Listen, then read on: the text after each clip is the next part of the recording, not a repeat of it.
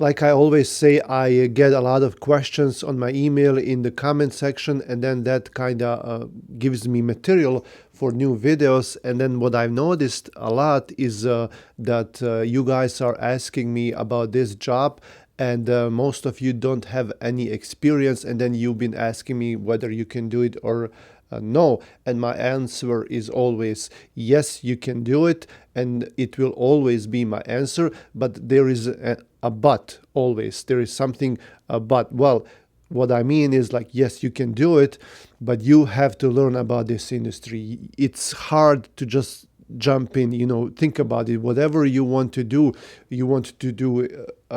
go in a restaurant business, something, I don't know, fix things, be a handyman, anything you want to do that you've never done before, you have to learn about it a lot. You have to do a research, you have to ask, you have to read books, get some experience hand on first, get some experience and then start working for yourself. And that's what I've always been saying. The best thing before you start is to find a company that will teach you and train you.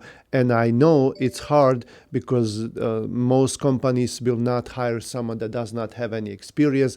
And also in your comments and in your emails, that's what I've been getting a lot from you. And you've been saying that, whoever you talk to, even if it's free, they don't even want you because it's free. So the best way for you, I guess, is to start like this. Who cares about them? Get some knowledge by yourself. Most of these things are free on the internet. You can look on my YouTube channel. There are a lot of videos about specific topics. So before you ask, make sure you look for a video. There's an option if you go to my channel, and there's an option there to search through the videos on my channel only, and chances are that I already covered that topic. Okay. But anyway, if you want to start in this business and be successful, you have to be aware that this is something that requires a lot of responsibility. Okay, so if you want to do this, just think about it. All these drivers depend on you. They depend on you finding them a load. They depend on you checking in advance about the load to make sure that that's something that they want, that that they're not going to have problems at the pickup or delivery or with the load with the broker itself. So that's all on you.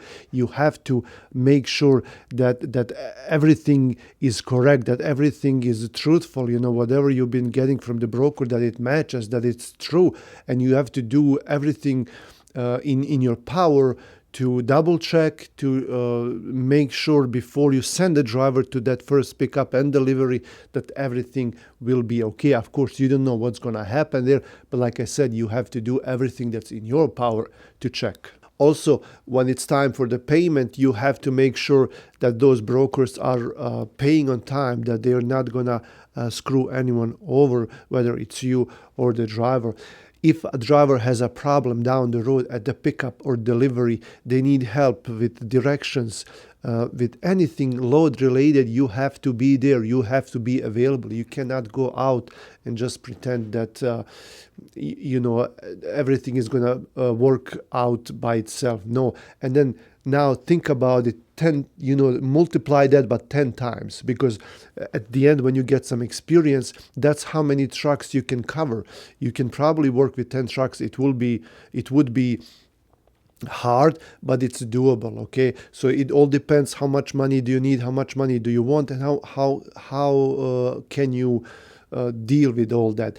But even if it's 7-8 trucks, because that's optimal, just multiply all those problems by 7. Okay, and that's how much problems you are going to have. It doesn't have to mean that it's going to be every day, but even if it's just one day out of the week, then it drains you, puts a lot of stress on you, and it tests you. It tests your ability to do this job. Okay, so before you dive into this, just plan that this is a very hectic job, that there is a lot of trouble.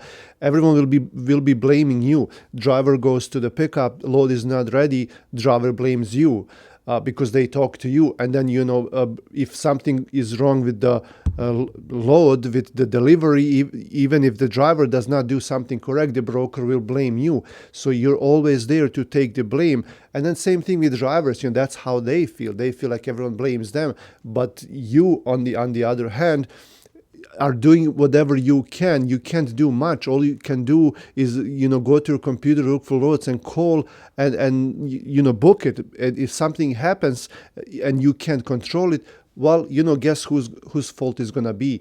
And then you have to manage the relationships between you and and drivers, between you and brokers, and even between brokers and drivers. Because if something is wrong with their communication, or if there is a trouble between them or between you, you are the one that has to stay calm. You are the one that has to make peace with everyone, because it's in your interest that you keep the driver. It's in your interest that you keep the broker, and it's in also your interest to make money. And then putting all these pieces together, that's how you make money, because it's kind of like a little chessboard. You have to make all the correct moves in order for one load to be finished. You have to go look for the load and find the best load that the driver can do and that the driver wants to do, that's going to pay them well. And then since you're charging percentage, you have to make sure that it's a good paying load so you can get paid well. Now you have to organize the pickup, make sure driver has enough hours to do it, that they can make it, that they can find it, that they can load in a decent, in a timely manner. You have to make sure that driver can deliver. They have to find a company for delivery. Make sure there are no damages, no claims on the load. And then whenever that's ready, then you have to invoice the load, whether you're doing invoices for the driver or not. But you still have to send that driver, the owner operator, your invoice for them, and then you have to get paid. You do one wrong move, then everything might fall apart, or there might be something might be stalled in that process, and you don't want that. So you want everything to be perfect. So I'm not discouraging you. I'm actually encouraging you to do this, but you have to know that this is what it looks like. Okay, it's not, you watch me and I make a video a day in the life of a dispatcher. I'm there relaxed and talking to brokers. But it's not always like that. It takes a lot of time, a lot of effort to come to that level. And, I only record maybe like 1% of what I do, okay? And I always cut out parts that are, boring and, that don't matter. But there is a lot of things that have to be done in this business in order for you to succeed. So I'm actually encouraging you to do this, but to do it right way and be prepared. I don't want you to start this and then this is not something that you wanted to do or that you cannot handle. I think everyone can handle it as long as you know English, as long you're willing to do it, because everyone learned. I didn't know, I learned, someone else taught me, okay? And I had a will to do it. Had I not had the will, I wouldn't be here, and the same with you, okay? So make sure you're organized, make sure you approach it from with the right mindset, and you know what to expect, and make sure that along the process you're ready for all these things, you know what to expect, and then once the trouble comes up, and there will be trouble, then you're ready to handle it in the best way and in the most professional way. This is it. It's a short video, maybe motivation a little bit, but also with some tips for you and some encouragement. My name is Enis. Never Stop Trucking here. Come back for more. Like the video, subscribe to the channel. See you later.